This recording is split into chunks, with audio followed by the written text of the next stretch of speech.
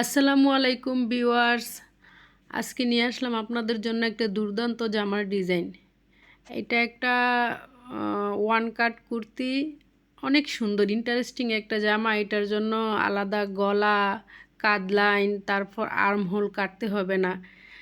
একেবারে ইউনিক এবং অনেক সুন্দর একটা জামার ডিজাইন।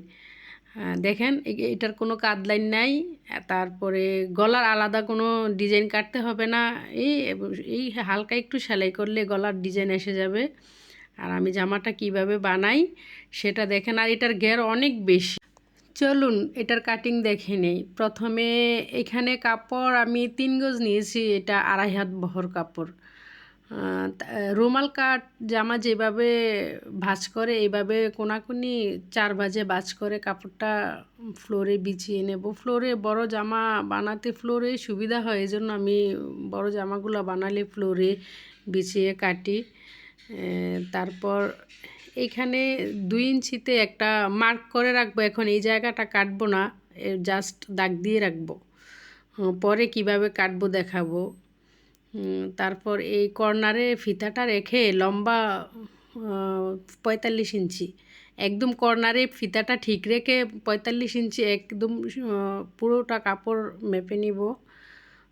দেখেন আমি কিন্তু 45 ইঞ্চি নিতেছি, চারদিকে সমান করে 45 ইঞ্চি মাপলে হয় কি জামাটা অনেক সুন্দর হয়, ব্যালেন্স থাকে, নিচের গেটটা উসনিস হয় না। 45 ইঞ্চি মেপে তারপর এখন কেটে নিব। জামার ডিজাইনটা অনেক সুন্দর, ইউনিক, পরলেও অনেক সুন্দর মানায়। একটু হেলদি মেয়েদেরকে পরলেও মোটামুটি ভালো লাগে, এত মোটা মনে হয় না, এত হেলদি মনে হয় না। এখানে এইটা হাতার জন্য, এই কাপড়টা হাতার জন্য, এটা চড়া 10 ইঞ্চি, এখানে 5 ইঞ্চিতে একটা মার্ক করব। তারপর এই জায়গায় 10 ইঞ্চিতে একটু মার্ক করে নিব, মার্ক করে দাগ টেনে নিব। এটা হাতাটা ওই কাপড়টাতে জয়েন দিব। এই কেটে নিলাম, হাতা কাটা শেষ। এই যে এইভাবে এখানে একটু মার্ক করে নিব। জামা প্রায় কাটা শেষ। তারপর এই বাসটা একটু খুলে তারপর ওই কর্নারটা কাটতে হবে। আমি যেভাবে মেপে কাটি এইভাবে, এদিক দিয়ে ওই দিক দিয়ে যেখানে মার্ক করলাম যতটুক লম্বা, এদিক দিয়ে এতটুক লম্বা নিয়ে সোজা দাগ টেনে তারপর কাপড়টা কাটবো। তাহলে হয় কি কাপড়টা কাটাটা সোজা হয়, বাজ করে কাটলে কিন্তু সোজা হয় না, ভিড় মতো হয়ে যায়, এই জন্য আমি খুলে কাটলাম। এখন যেখানে কাটলাম এখানে এই জায়গাটা একটু ভাঁজ করে সেলাই করে নেব। মূলত এইটাই হবে গলা, কিন্তু এইখানে একটু সেলাই করে নিব। তারপর এই কাপড়টাও সেলাই করে নেব। তারপর হাতা যে কাটলাম উপরে 5 ইঞ্চি মেপে, ওইখানেও একটু ভাঁজ করে সেলাই করে নেব। এই যে এইটা ভাঁজ করে নিশ্চয়ই বুঝতে পারতেছেন কাপড়টা কিভাবে কাটতেছি। এখন হয়তো জামার ডিজাইনটা বুঝতে পারতেছেন। প্রথমে তো জামার ফুল জামাটার ভিডিও দিলাম আমি প্রথমে। এইভাবে সেলাই করে তারপর এটা হলো গলার কাঁধ লাইনের সাইডটা, আর ওই জামাটায় হলো গলার সাইডটা। সেলাই শেষে আমি কিভাবে জয়েন দেই তারপর ভিডিও দেখলে বুঝতে পারবেন। এটা আমার সম্পূর্ণ নিজের ডিজাইন। আমি ইউটিউবে কোনো ভিডিও দেখে বা কারো কাছ থেকে দেখে কিন্তু এই জামাটার ডিজাইন করি নাই। আমি নিজে আমার বাচ্চার জন্য, আমার মেয়ের জন্য ডিজাইন করেছি। বাচ্চা না, মূলত আমার মেয়ে মাশাআল্লাহ অনেক বড় হয়ে গেছে। আমি আসলে মেয়েদের, বাচ্চাদের, মহিলাদের অনেক নতুন নতুন ডিজাইনের জামা, বোরকা, আমার চ্যানেলে বোরকার ভিডিও আছে, তারপর মেয়েদের হিজাব আছে, ডাবল লেয়ারের হিজাব আছে, বাচ্চাদেরও বিভিন্ন ডিজাইনের জামা আছে। যেমন ঈদের জামা আমি নিজে সেলাই করি আমার বাচ্চার জন্য।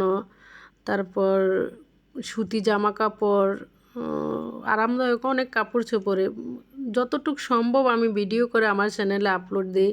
আসলে যত সুন্দর করে ড্রেস মেক করি অত সুন্দর করে কিন্তু ভিডিও মেক করতে পারি না, এজন্য আমি আমার কাজটাকে উপস্থাপন করতে পারি না। আমার ভিডিওতে কোনো ভুল বা কোনো কিছু কমতি থাকলে আমাকে প্লিজ কমেন্ট করে জানাবেন। কমেন্ট করলে কি হয়, আমি আমার কাজটা একটু পারফেক্টভাবে করতে পারি। আমার দোষটাই ধরে দিবেন, কোনো সমস্যা নাই। আমার দোষটা ধরলেও আমি খুশি হই, কারণ এখানে আমার ভুল হয়েছে এটা আমি বুঝতে পারি। হাতাগুলো রেডি হয়ে গেছে, গলাও রেডি হয়েছে। এবার চলুন কিভাবে জয়েন দিব ফ্লোরে বিছিয়ে দেখাইলে বুঝতে পারবেন। আসলে এত কঠিন না জিনিসটা, সহজে, কিন্তু ড্রেসটা অনেক সুন্দর।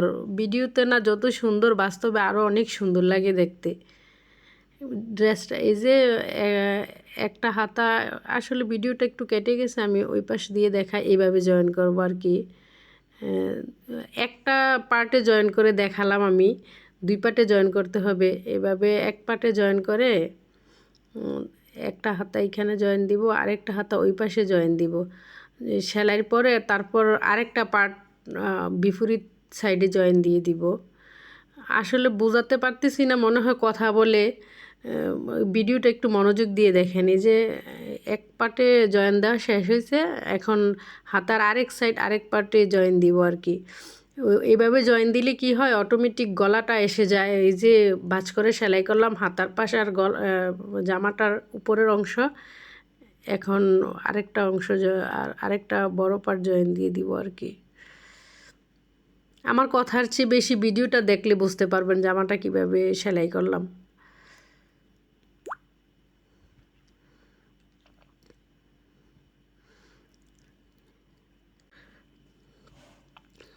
দুই পাশ জয়েন দেওয়া শেষ। এখন কি করব, এটাকে আবার 4 ভাঁজ করে নিব, কারণ বডির শেপটা একটু কেটে দিব। বডির শেপটা না কাটলে অনেকে একটু ঢিলাঢালা জামা পছন্দ করে না, 2 সাইড একদম হাতার কাছ থেকে টান দিয়ে সেলাই করে নিলেও হয়ে যায়। কিন্তু এটা একটু বডি শেপটা আমি দিয়ে তারপর সেলাই করব। বডি শেপটা দিলে একটু সুন্দর হয়, বেশি বেশি ভালো লাগে দেখতে। আর বডি শেপটা না কাটলে একটু বেশি ঢিলাঢালা হয়ে যায়।